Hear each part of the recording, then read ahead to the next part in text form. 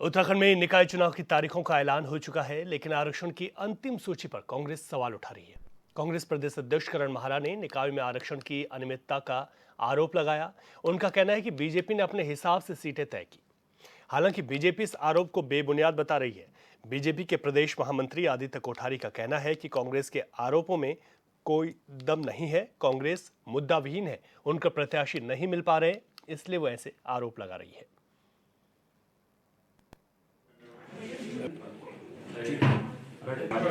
कांग्रेस काफ़ी लंबे समय से होमवर्क भी कर रही थी, आप सबके संज्ञान में है।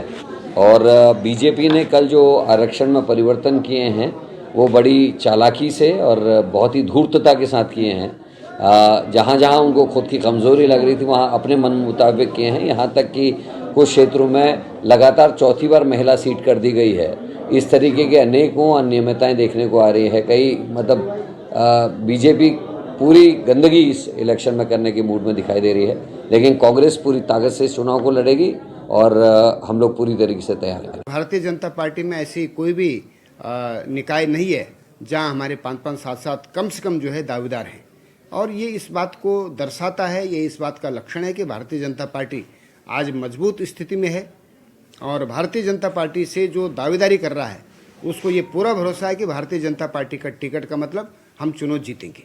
तो इसलिए कांग्रेस इससे घबरा करके, भयभीत होकर के इस प्रकार के बेबुनियाद आरोप लगा रही है। और जो भी आरक्षण तय हुआ है उसमें चाहे आपत्तियों के बाद हुआ है या पूर्व में हुआ है, वो बिल्कुल तथ्यात्मक तरीके से हुआ है, पूरी छानबीन के बाद हुआ है। और जो नियम है निकाय का जो एक्ट है उस एक्ट के अनुसार ही आरक्षण तय हुआ है।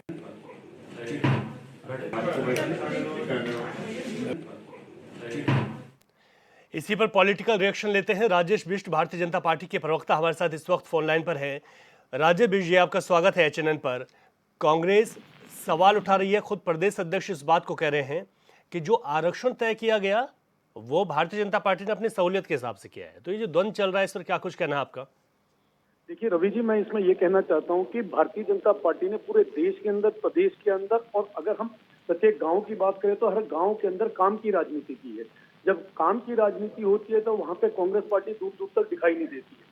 अब जब हम देख रहे हैं, पहले तक इनका आरक्षण का मामला था तो इनका सवाल 1 साल से पूरा ये चल रहा था कि ये किस तरह से ये यहाँ पे चुनाव कराएंगे। अब जब चुनाव हो रहे हैं, इनके पास कैंडिडेट्स नहीं है, तो ये इस तरह के मनगढ़ंत आरोप लगा रहे हैं, क्योंकि फील्ड में ये इनके लोग कभी भी लोगों के बीच में जनता के सरोकार के काम करते हुए कभी नहीं दिखाई दिए।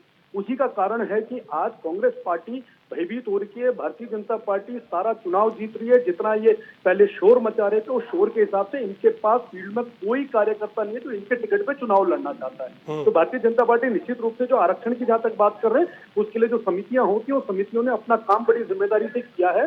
बाकायदा 1 हफ्ता आपत्तियों के लिए भी समय दिया गया। कांग्रेस पार्टी के पास जब आपत्तियों के लिए कोई सवाल जवाब नहीं बचा तो आज इस तरह के मनगढ़ंत आरोप लगा रही है। मेरा ये मानना है कि फील्ड में उतरे, चुनाव का ये बहुत दिनों से शोर मचा रहे थे, अब चुनाव में उतरे, अपने कैंडिडेट लाए, तब इन्हें पता चलेगा कि चुनाव होता कैसे है। ठीक है, आपका ये कहना है कि इस वक्त कांग्रेस इस वजह से ऐसे आरोप लगा रही है क्योंकि उनके पास कैंडिडेट ही नहीं है। तो आरक्षण पर इसी वजह से जो रार है वो छेड़ी हुई है कांग्रेस ने, ये आपका कहना है। शुक्रिया राजेश बिष्ट जी, आप जुड़े और आपने अपनी पार्टी की तरफ से अपनी बात रखी। तो आपको बता दें कि आरक्षण पर लगातार सियासत जारी है। जिस तरीके से आरक्षण यहाँ पर लागू हुआ है उसको लेकर कांग्रेस लगातार सवाल उठा रही है। कांग्रेस का ये कहना है कि भारतीय जनता पार्टी ने तमाम सीटों पर आरक्षण अपने मन मुताबिक तय किया है। अनियमितता का आरोप लगा रहे वो भी कांग्रेस के प्रदेश अध्यक्ष, लेकिन उधर दूसरी तरफ भारतीय जनता पार्टी का साफ तौर पर यह कहना है कि जो आरक्षण तय हुआ है वो अपने हिसाब से हुआ है और जो तरीका है आरक्षण का, उसी तरीके से उस आरक्षण को तय किया गया है।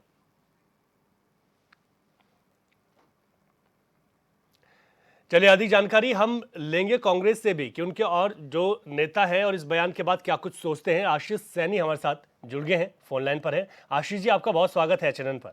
जी धन्यवाद। अभी आपके प्रदेश अध्यक्ष ने यह कहा कि जो आरक्षण तय हुआ उसमें अनियमितताएं हैं और भारतीय जनता पार्टी इसको अपने हिसाब से तय कर रही है, लेकिन भारतीय जनता पार्टी कह रही है कि आप लोगों के पास कैंडिडेट ही नहीं है, इस वजह से आप ये बातें बीच में सामने लेकर आ रहे हैं। देखिए, इनसे जो भी सवाल इनके सामने खड़ा किया जाता है विपक्ष द्वारा, और ये उसका ठीक उल्टा जवाब देते हैं। अनियमितताएं आरक्षण की प्रक्रिया में की गई। जिन सीटों पे ओबीसी, एससी और एसटी इनकी संख्या अधिक थी, उनका आरक्षण किया जाने था, जिसका एकल सदस्यीय आयोग द्वारा सिफारिश की गई थी। लेकिन इन्होंने इसको चेंज करके अपने मनमानी के मुताबिक किया। बीजेपी कार्यालय में बैठकर ये तय किया गया कि वहां पर हमारा ईआरटी है तो उसके हिसाब से आरक्षण करेंगे। ओबीसी आरक्षण हरिद्वार और हल्द्वानी का किया, दोनों पे हमने आपत्ति दी। इन्होंने हल्द्वानी का आरक्षण बदल दिया, तो हरिद्वार क्यों नहीं बदला? रुड़की और काशीपुर जो 36 और 38% जिसमें आबादी ओबीसी की आती है, वो नहीं किए गए। ऐसी एससी आबादी में और नगर पंचायत, नगर पालिकाओं में सब में गड़बड़ करी है। जो अधिकारी हैं उन्होंने आंख मूंद कर बीजेपी कार्यालय में बैठकर वो किया। ये सीधा सीधा आरोप नहीं, जब आप इसकी जानकारी करेंगे और एकल सदस्यीय आयोग की सिफारिश पढ़ेंगे तो वहां पे साफ दिखाई देगा। दूसरा, ये चुनाव लड़ने के लिए जिस प्रकार के झूठ और छल का सहारा लेते हैं, पूरी दुनिया जानती है कि भारतीय जनता पार्टी चुनाव में जितनी हिंदूवादी होती है, चुनाव के बाद उतनी भ्रष्टाचारवादी हो जाती है। एक भी जगह पर इन्होंने काम के नाम पर वोट नहीं मांगा, काम की बात नहीं की। और आज भी चारों तरफ जिस प्रकार से महंगाई, भ्रष्टाचार, बेरोजगारी के साथ अब जीएसटी की लूट भी सामने आ रही है, बाबा साहब का अपमान भी कर रहे हैं, संविधान को भी तोड़ रहे हैं, नियम कानून में बदलाव कर रहे हैं। तो आज उत्तराखंड में जब हम नगर निकाय चुनाव के मुहाने पर खड़े हैं, चुनावी घोषणा हो चुकी है, अंतिम आरक्षण प्रकाशित हो चुका है, उसमें तमाम अनियमितताएं हैं। दुनिया का कोई भी व्यक्ति उसकी जांच कर ले, उसमें अनियमितताएं भरी पड़ी हैं। उसमें पूरा भ्रष्टाचार इन्होंने भाजपा में बैठकर जिस प्रकार से आरक्षण छीनने का काम किया, वो और आरक्षित वर्ग का, इससे बड़ा कलंकित कार्य कोई हो ही नहीं सकता। ठीक है, लेकिन जो भारतीय जनता पार्टी कह रही है कि आप लोगों के पास प्रत्याशियों की दिक्कतें हैं और हर कोई जो ये जानते हैं, जो प्रत्याशी हैं भारतीय जनता पार्टी के पास आ रहे हैं कि अगर भारतीय जनता पार्टी से टिकट मिला तो जीत तय है। नहीं, भारतीय जनता पार्टी को अगर ऐसा लगता है कि जीत तय है तो पिछले 2 बार से, मैं तो अगर खाली हरिद्वार जिले की बात करूं, आपसे श्रीनगर की बात करूं, बहुत जगहों की बात करूं, बीजेपी हारती है। बीजेपी जीत कहाँ रही है? कौन से नगर निकाय चुनाव में जीते हैं? ये विधानसभा चुनाव में भी झूठ बोलकर जीते हैं। सच्चाई के मुकाबला करने की इनकी स्थिति है नहीं। आज 47 सीटों का बहुमत लेने के बावजूद भी आज एक कांग्रेस के कार्यालय की तरफ झांकते हैं, हर बात पर कांग्रेस की बात करते हैं। इसका मतलब स्पष्ट है कि इनकी सरकार दिशाहीन है, इनके पास प्रत्याशी नहीं है, केवल भ्रष्टाचारियों के सहारे ही ये अपना संगठन चला रहे हैं।